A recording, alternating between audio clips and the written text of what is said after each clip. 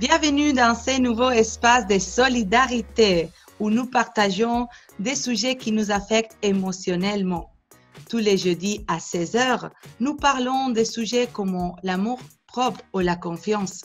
C'est aussi un espace d'interaction et de liberté pour que vous nous expliquiez comment vous vous sentez pendant ces jours de confinement. Une initiative de l'école de Whitlang, de Language Corner, en collaboration avec la thérapeute Véronique Guillaume-Gentil. Bonjour Véronique. Bonjour Marilo. Comment allez-vous? Très bien vous-même. Depuis la semaine dernière, ça fait plaisir de vous retrouver. Très bien, merci. Aujourd'hui, jeudi 7 mai, nous parlons d'un sentiment difficile, quand on se sent tourmenté.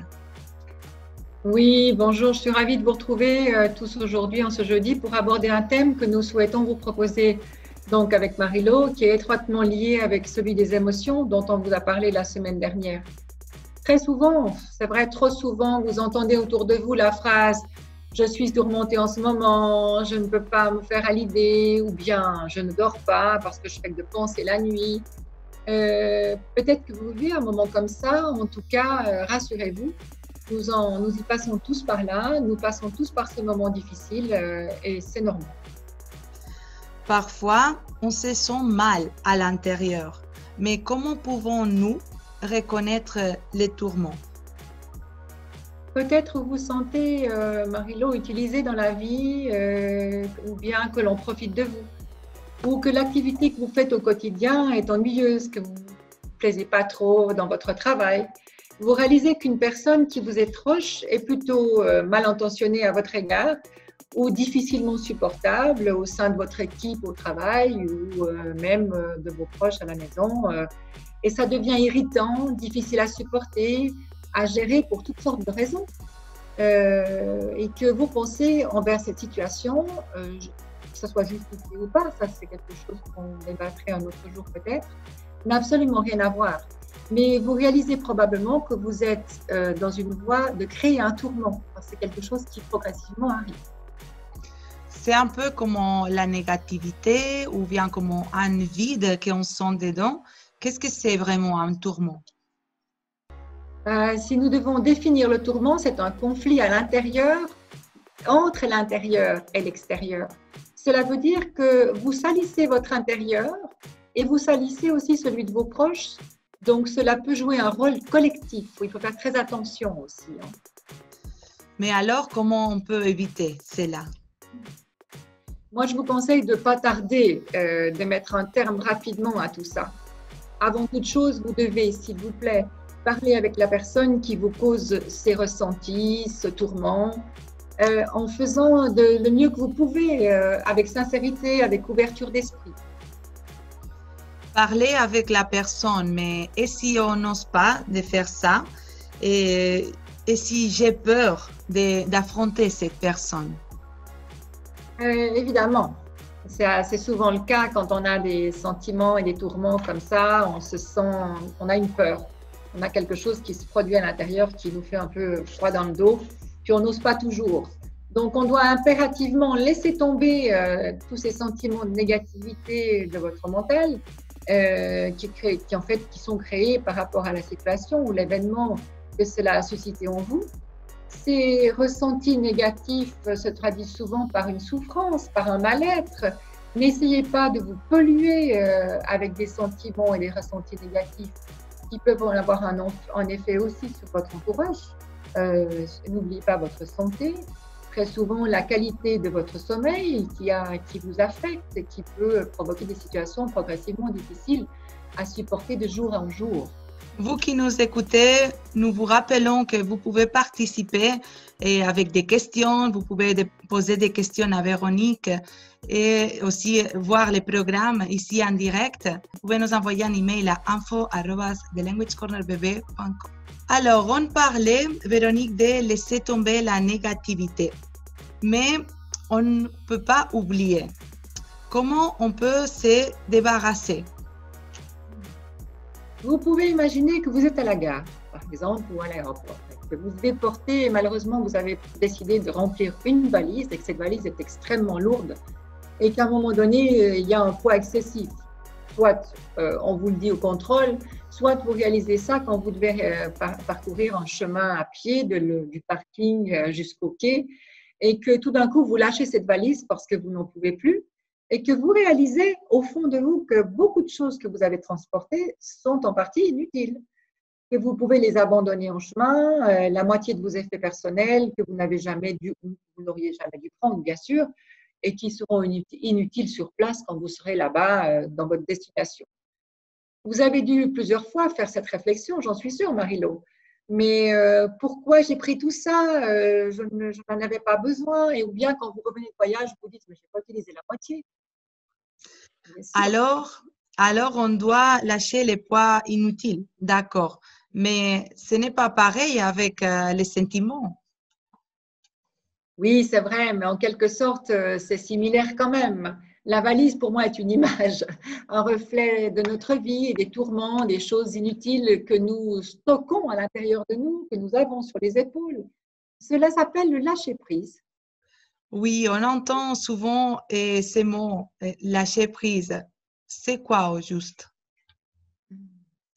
Le lâcher-prise, en général, c'est en quelque sorte quelque chose qui agit sur le mental. En laissant derrière vous les choses inutiles, les choses qui vous font mal ou qui vous font ressentir de la colère, des fois de la négativité, que vous serez soulagé de penser, je laisse derrière moi, je me libère intérieurement, je me sens mieux.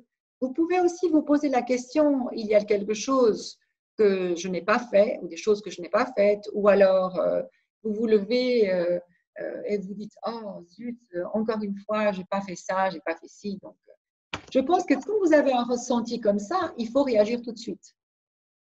Si vous ne le faites pas, ça veut dire que vous acceptez cette paresse, cette inactivité. C'est un choix. C'est libre à vous de le faire ou pas. Mais bien sûr, réfléchissez. Est-ce que je veux me tourmenter encore ou plus tard inutilement? On est souvent tourmenté par plusieurs choses à la fois. C'est ça qui est dangereux. Il s'agit donc bien sûr de se libérer et d'essayer de ne pas accumuler tous ces ressentis négatifs qui souvent sont très stressants. Des fois, on a tellement pressé d'arriver au futur parce que c'est souvent ce que les jeunes ressentent. Les jeunes me disent « Oui, mais moi, même mon fils me dit « Mais moi, j'aimerais ça, j'aimerais ça, j'aimerais ça. » Et puis, je lui rappelle, je vous rappelle, tous ceux qui pensaient comme ça, vivons déjà le présent. Le présent est une étape indispensable que nous ne pouvons pas rater. Pour beaucoup de gens, c'est le contraire. Ils pensent que le passé est quelque chose qui fait encore partie de leur vie. Ils pensent au passé tout le temps. Ils le vivent tout le temps. Ils souffrent souvent parce qu'ils n'arrivent pas à le gérer. Ils se sentent victimes du passé, ils se sentent victimes de ce qui leur est arrivé, ils n'arrivent pas à l'oublier. Et puis, malheureusement, ça engendre des sentiments de tristesse, de colère, de culpabilité si on n'a pas fait quelque chose ou on a dit quelque chose qui n'était pas tout à fait juste. Et puis, pour finir, on s'apitoie sur soi-même. Et pour une personne qui s'accroche au passé, quel conseil on peut lui donner? Il faut lui dire, écoutez, c'est le moment de le laisser derrière vous, de vivre vraiment au présent, comme je vous disais. Vous n'avez pas besoin de transporter ce passé tout le temps et ça vous tourmente tellement. C'est une façon de faire voir à cette personne que vous allez conseiller votre amour en l'aidant à se sentir mieux, en paix avec elle-même, en fait, parce que petit à petit, cette paix va arriver. Petit à petit, elle va aussi retrouver cette personne le bien-être intérieur, sa santé ira probablement mieux, et puis elle va trouver un sommeil de nouveau réparateur, ce qui est aussi important. Et du passé au futur, je crois avoir des pensées anticipatoires tout le temps. Ça, c'est souvent ce qui arrive. Est-ce que ça vous arrive des fois, Marie-Laure, d'avoir des pensées anticipatoires? Oui, je veux dire, je me projette dans le futur, ça m'arrive et oui, parfois avant que les choses arrivent, on les visualise, non? dans notre mentalité. Et quand ils sont positifs, c'est bien, mais c'est vrai que quand on a peur et les pensées sont négatives, oui, ça Oui. nous aide pas. Ben, c'est aussi une forme de tourment, hein, parce que vous vous tourmentez par une inquiétude constante. Vous avez cette espèce de préoccupation qui, des fois, se niche dans les tripes. Et puis, on a vraiment envie d'être dans une situation future, mais on imagine tout ça, hein, on anticipe. C'est pour ça qu'on les appelle, comme vous dites très justement, anticipatoires. Certains psychologues, par exemple, parlent d'un ectoplasme mental. Ça peut être assez violent. Et quand j'ai parlé de la valise, il faut aussi trier. Quand vous avez cette valise devant vous, qui est bien sûr l'image dont j'ai parlé tout à l'heure, sortez de ce paquet que vous avez, les pensées qui peuvent hanter vos nuits, et puis au fait polluer votre vie présente. Donc, vivez maintenant. Comment devons-nous penser à l'avenir, Véronique? Surtout en ce moment. Beaucoup de gens se posent beaucoup de questions et je comprends bien que vous êtes ambitieux et que les gens sont ambitieux, les jeunes gens surtout, qui veulent faire carrière, qui veulent obtenir absolument ce qu'ils souhaitent, qu'ils cherchent bien sûr à brûler des étapes parce que je veux avoir ça, comme je disais avant. Il faut faire très attention. Cela arrive souvent quand on désire fortement quelque chose et qu'on n'en passe encore. Alors, attention aussi, parce qu'on est sur l'attente. On attend tout le temps, on est dans une attente qui devient insupportable et ça peut même susciter un conflit à l'intérieur de nous-mêmes. Je dirais que oui, il faut être prudent, c'est que ça réduit grandement la qualité de notre vie. Et puis, tout en nous faisant perdre le présent, on n'est pas tout à fait là, on est dans ce futur qu'on aimerait, qu'on imagine, qu'on attend. Moi, j'adore la citation de Toyle parce que je suis très, je dirais, fanatique de ces pensées. Quand il dit « Vous êtes comme un architecte qui ne prête aucune attention aux fondations de l'édifice, mais qui passe beaucoup de temps à la superstructure. » Et c'est exactement ça, Marie-Laure, en fait. C'est cette espèce de… Je ne m'inquiète pas de savoir ce qui se passe parce que la fondation, c'est le présent. Je veux déjà que l'immeuble ou que ce que je veux créer est déjà tout beau, tout bien, tout lisse, tout parfait.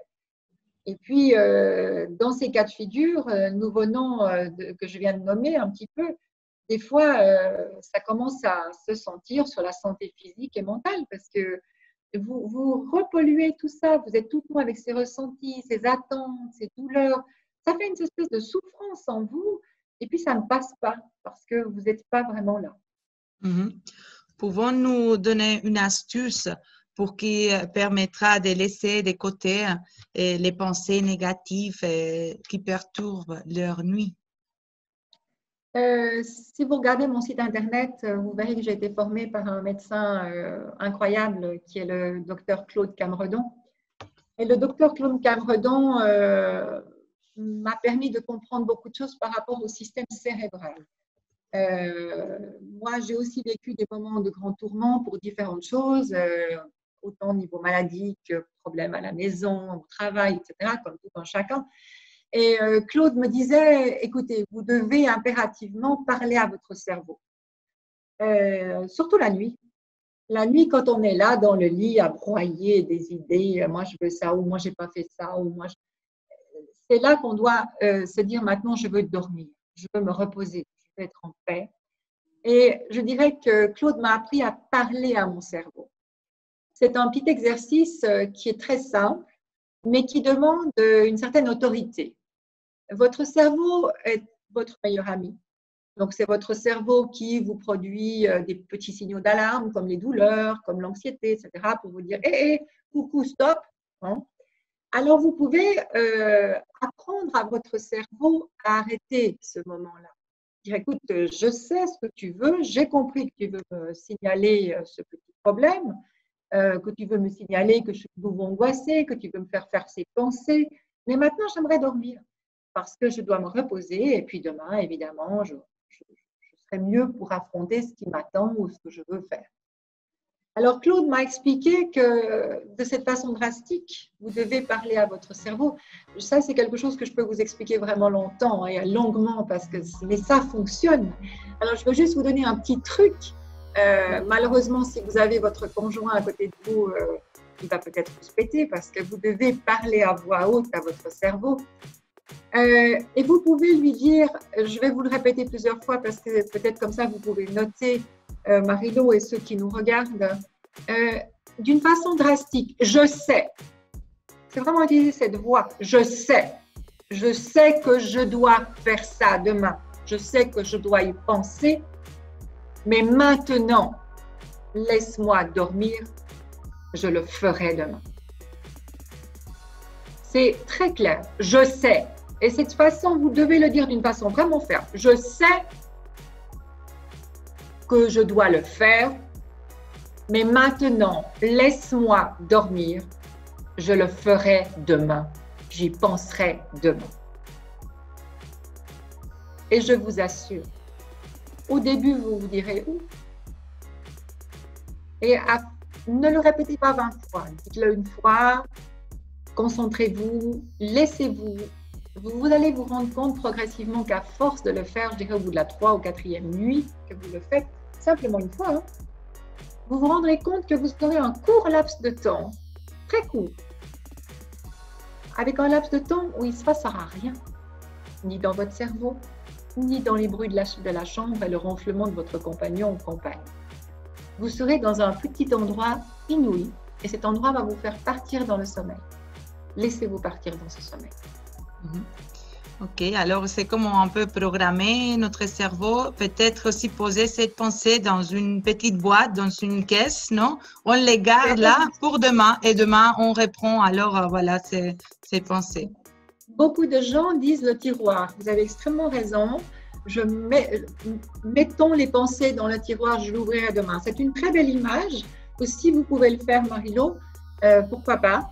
Il y a une formule, mais la formule de départ est très importante. C'est vraiment la fermeté. Je sais. Hein, c'est vraiment penser que votre cerveau est quelque chose qui vous protège. Moi, j'ai toujours, comme on disait avec Claude, c'est le meilleur ami de votre corps. Mais soyez très ferme par rapport à ça, parce que c'est lui qui vous fait fabriquer toutes ces pensées. Vous êtes en mental et en rapprochement avec lui, enfin toutes ces choses. Mais c'est vraiment pour vous protéger, il fait ça. Mais vous pouvez lui dire que un petit moment, ça suffit. D'accord. Et alors, on parle à notre cerveau, mais aussi à notre cœur, non? Oui, mais c'est le cerveau d'abord. C'est le cerveau qui nous fait fabriquer ces petites pensées. Vous savez, avec Claude, on dit souvent à nos patients, vous êtes comme un petit vélo, vous fabriquez, vous pédalez, vous pédalez, vous pédalez. Il y a beaucoup de gens qui ne font que de pédaler tout le temps, soit vers le passé, donc pédaler en arrière, soit vers le présent parce qu'ils attendent trop, soit des idées qui n'arrêtent pas de fleurir. Il y a un moment donné où on doit trouver le calme, la paix à l'intérieur de soi. Eh bien, nous sommes arrivés à la fin de notre émission. Et pour finir, Véronique, pouvons-nous donner un conseil ou bien aussi une conclusion de ce sujet qu'on parlait aujourd'hui, les tourments? Oui, moi je dirais, Marie-Lo, lorsque on se surprend à se glisser dans cet état d'esprit particulier, il faut réagir vite. Réagissez vite. Revenez toujours au présent, vivez le moment présent, contentez-vous d'être vous-même, c'est très important. Rappelez-vous que vous êtes des êtres uniques. Et puis, dégustez en fait le fait d'être quelqu'un d'unique. Partagez des moments de bonheur simples avec vos proches, votre famille, vos collègues, sans pour autant vous prendre la tête. Voilà.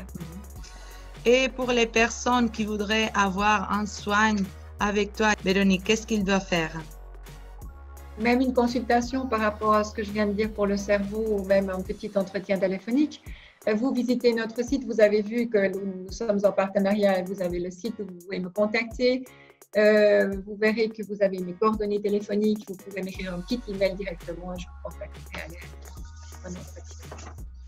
Merci beaucoup, Véronique. Guillaume Gentil, à la semaine prochaine. À la semaine prochaine.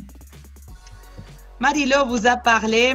Nous revenons jeudi 14 mai avec un nouveau sujet émotionnel dans notre espace solidaire de l'école de 8 langues de Language Corner en collaboration avec Véronique Guillaume-Gentil.